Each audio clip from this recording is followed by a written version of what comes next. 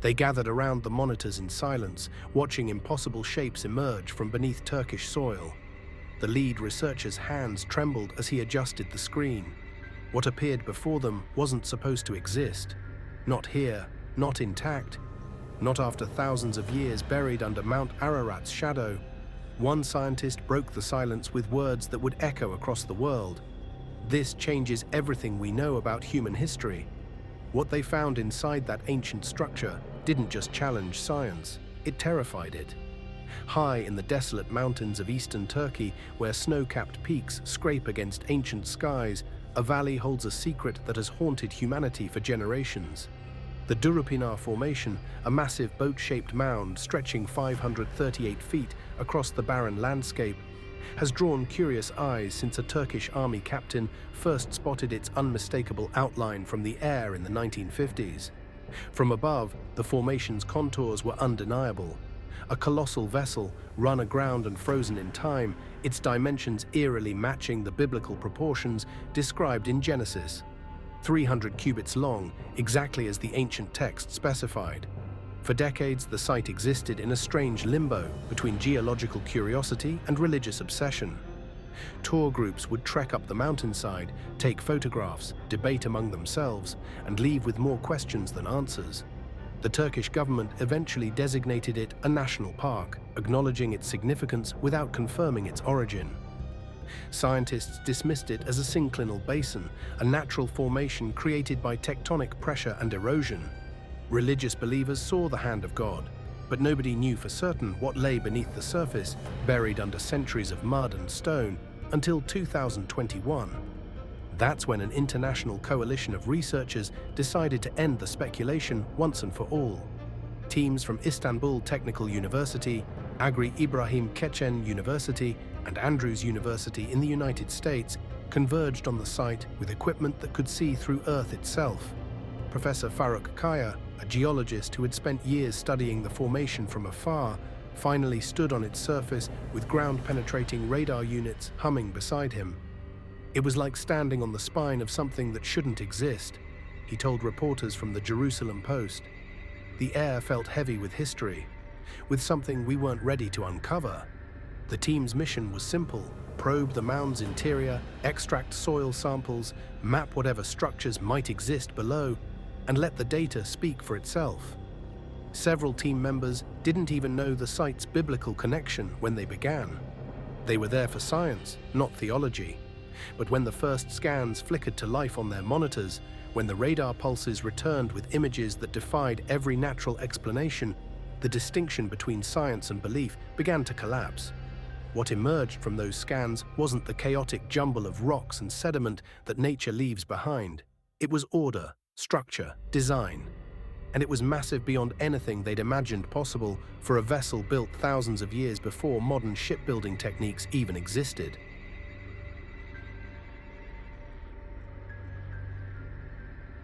The ground-penetrating radar operator didn't speak at first. He just stared at his screen, adjusting the settings, running the scan again, convinced his equipment was malfunctioning.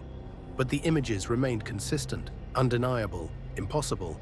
Andrew Jones, the lead researcher, leaned over his shoulder and felt his breath catch. Beneath 30 feet of compacted earth and stone, the radar revealed something that shouldn't be there. A labyrinth of geometric chambers arranged in precise parallel lines, separated by what appeared to be corridors with perfect right angles. "It looks like the skeleton of a ship," Jones muttered to the team gathered in the research tent, his voice barely above a whisper. But not just any ship. One massive enough to match the biblical account exactly. The scans showed a central corridor stretching over 200 feet, branching into side chambers that mimicked the layout described in Genesis. 3 distinct levels became visible as they adjusted the depth settings. Deck-like layers stacked one above another, connected by what the team began calling the stairway, a vertical shaft that appeared to link all 3 floors. The symmetry was unsettling in its perfection. William Crabtree, the soil scientist who had initially approached the project with healthy skepticism, found himself unable to explain what the resistivity scans revealed next.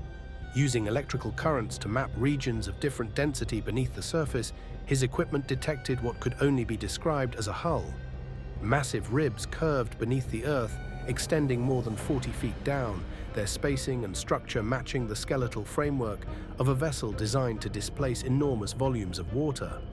"This isn't a random pile of rock," Crabtree told reporters from the Daily Mail, his earlier skepticism visibly shaken. "This is architecture. This was built. Here's where it gets disturbing." The thermal imaging revealed something the team wasn't prepared to find: sealed chambers deep within the formation.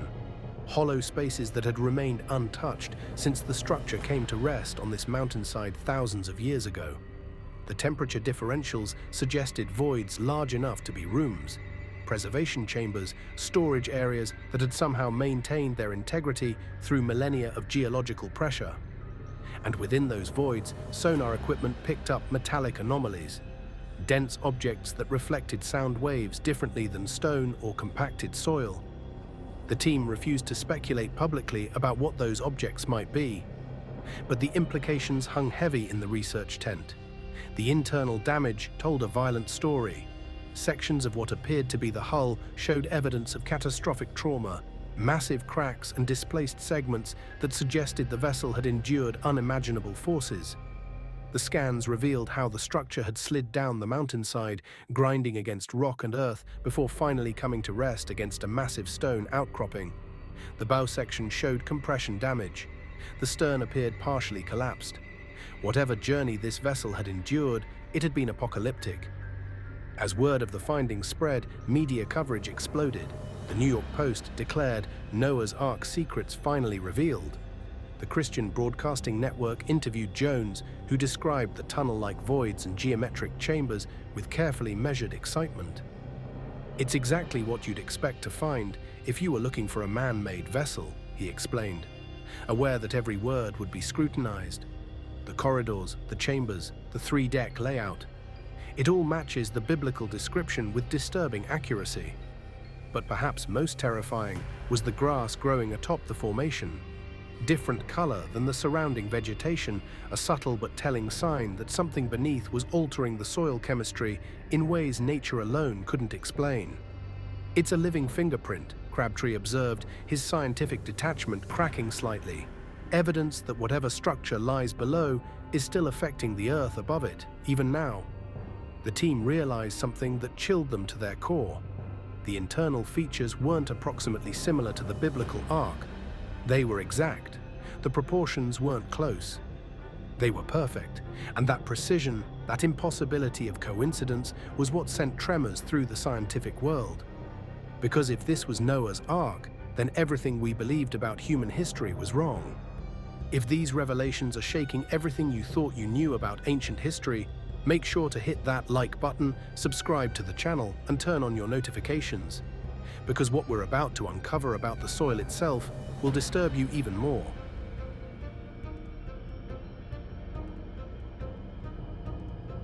What the radar and thermal imaging revealed was disturbing enough. But when the soil samples came back from the laboratory, the team realized they were staring at something far more terrifying than ancient architecture. They were looking at chemical proof of what had once lived and died inside that structure, signatures that couldn't be faked, couldn't be misinterpreted, and couldn't be explained away by natural geological processes. The first scoop of soil extracted from within the formation was dark, almost black, and carried a distinct earthiness that seemed wrong for mountain terrain. It was bagged, labeled, and rushed to the makeshift laboratory where glass vials and analytical equipment waited. The researchers worked in tense silence, knowing that these samples would either validate everything the scans suggested or reduce the entire investigation to elaborate wishful thinking. When the results came in, the numbers stopped conversations mid-sentence. The soil inside the formation contained nearly 3 times more organic material than samples taken just meters away from the structure. 3 times. Andrew Jones shared the findings with Fox News Digital, his voice steady but his implications clear. The soil samples we collected contained nearly 3 times the organic material compared to the surrounding area, which is a strong indicator of decayed wood or other organic matter on a massive scale. But organic matter alone wasn't the revelation that disturbed the team. It was what kind of organic matter and how much of it had been concentrated in one location. The potassium levels were staggering, significantly higher than anything found in the surrounding landscape. The elevated potassium pointed to one unmistakable source: decomposed wood and plant material on an enormous scale.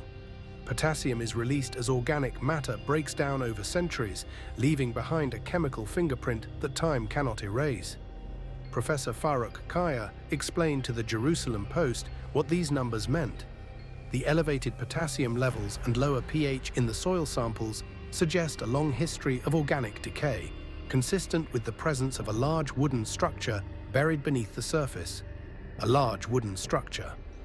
The words hung in the air like an indictment of everything mainstream archaeology had claimed about this site. But here's what truly terrified the researchers. The pH readings inside the formation were distinctly acidic, while the surrounding soil remained neutral. This acidity is the signature of centuries-long decomposition, the result of wood and organic substances slowly breaking down and leaching their essence into the earth. National Geographic reported that the chemical analysis revealed a unique chemical signature, one that is rarely found in natural geological formations, pointing to the presence of ancient organic materials. Rarely found. The careful language of scientists trying not to overstate what they knew was explosive. Then came the lignin derivatives. Using gas chromatography mass spectrometry, the team identified organic compounds specific to woody plants, molecular evidence that couldn't occur naturally in this concentration at this elevation. This isn't just mud, one biogeochemist observed, it's the ghost of a structure. The lignin signatures pointed to processed timber, wood that had been cut, shaped, and assembled, not random trees that had fallen and decomposed over time. The marine deposits told an even darker story.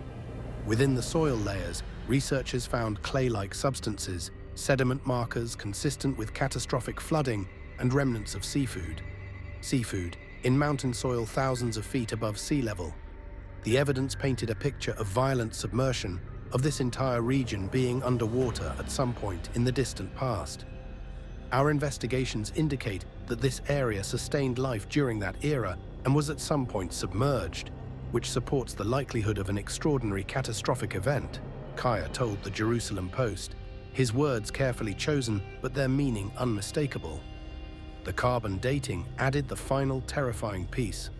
The organic material preserved in anaerobic conditions beneath the formation dated to approximately 4,800 years ago, a time frame that aligned with disturbing precision to the biblical flood chronology described in Genesis. The Science Channel's Forbidden History team captured the moment when researchers first understood the full implications. The team was astonished by the chemical imprints left in the soil, which provided a new layer of evidence supporting the theory that the formation once housed a massive wooden vessel. The Earth itself was testifying, and its testimony was terrifying.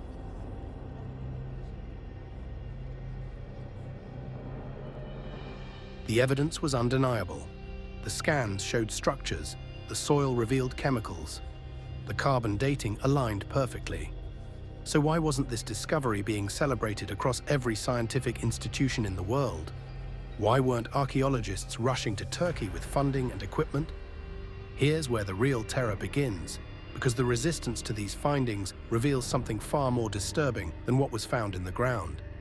Academic institutions began distancing themselves from the research almost immediately. Funding that had been promised mysteriously vanished. Grant applications were rejected without explanation. Researchers who had built careers on rigorous methodology suddenly found their work labeled as too controversial for peer review. Dr. İpek Yilmaz, a heritage preservationist, warned in Hürriyet Daily News that continued excavation risked destroying the very thing we seek to understand. But her concern wasn't about the site itself. It was about what full excavation would prove.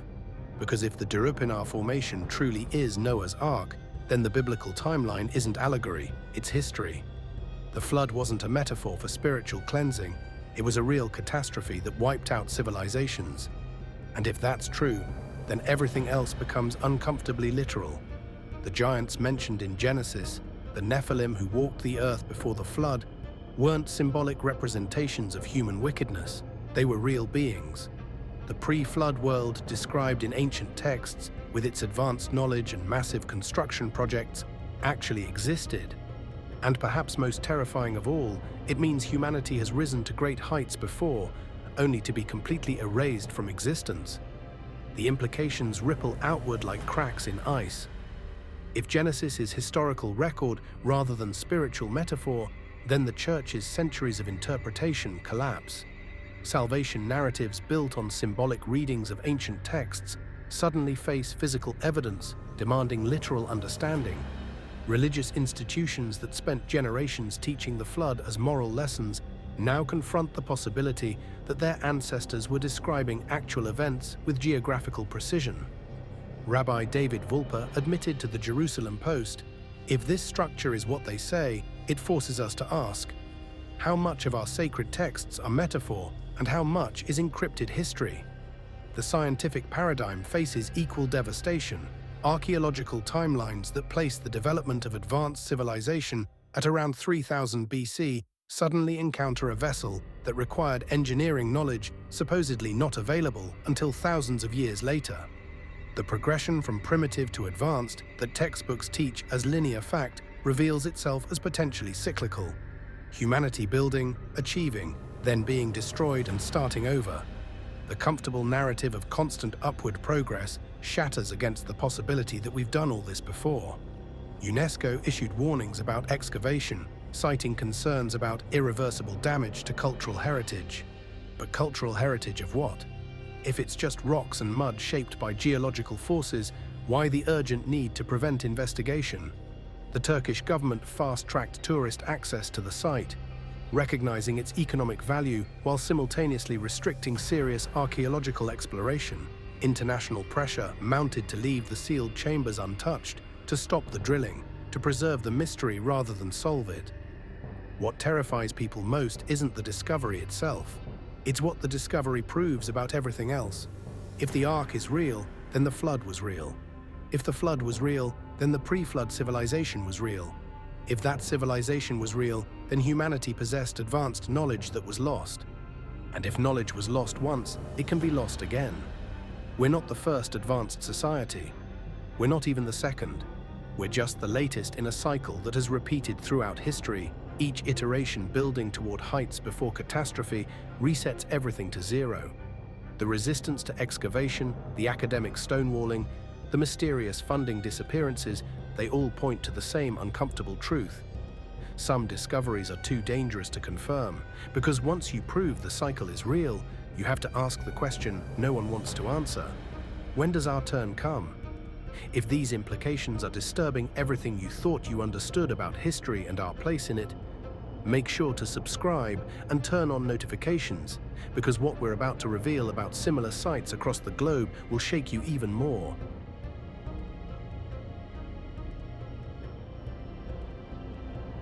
Turkey wasn't alone.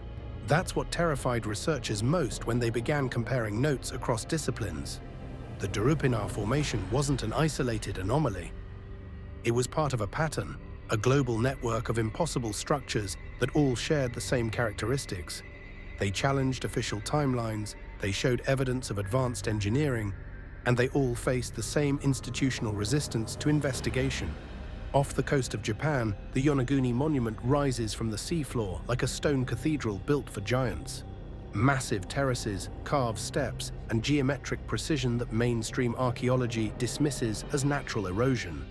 But erosion doesn't cut perfect right angles. Water doesn't carve chambers with the precision of ancient architects. Yet every attempt to conduct comprehensive studies faces funding obstacles. Academic careers stall.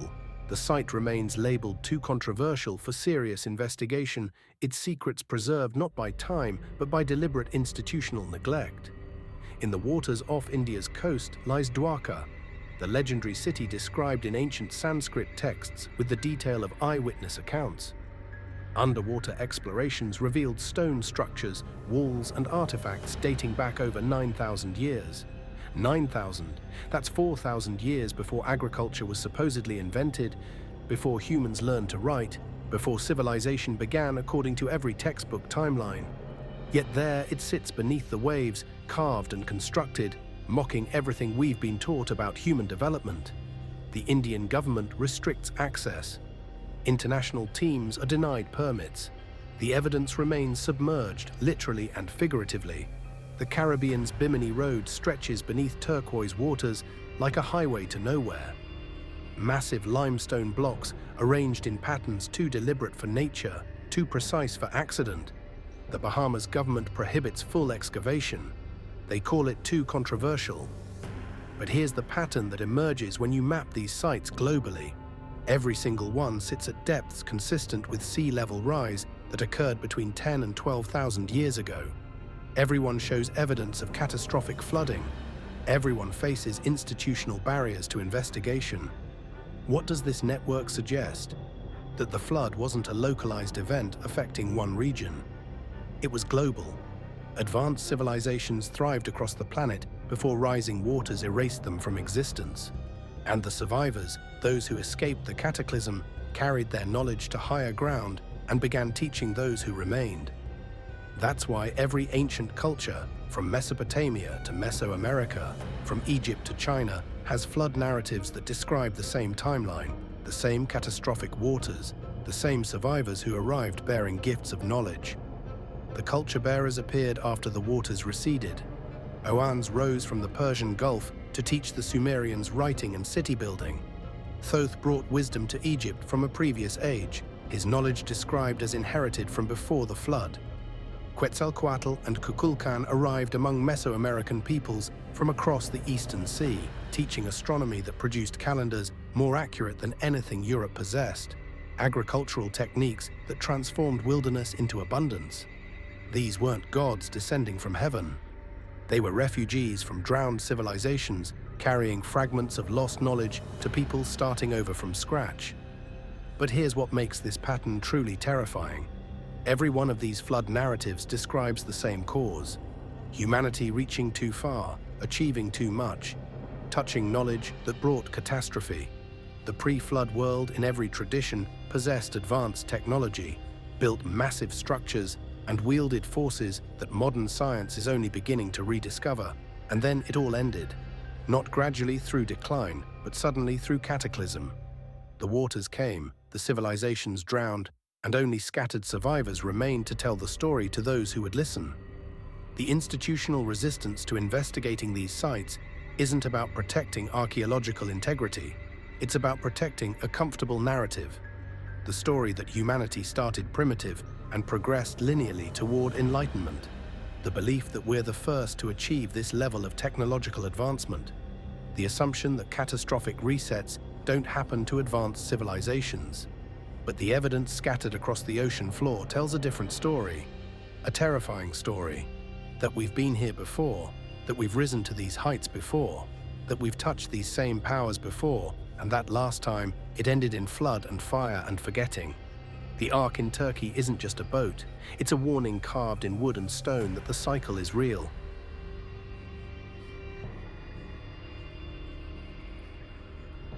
The sealed chambers beneath the Turkish mountainside remain unopened. The metallic anomalies detected by sonar remain unexamined. The full truth of what lies within that ancient structure stays buried, protected not by earth and stone, but by institutional fear of what confirmation would mean, because the terrifying reality isn't what scientists found inside Noah's Ark. It's what that discovery reveals about where we are now and where we're heading.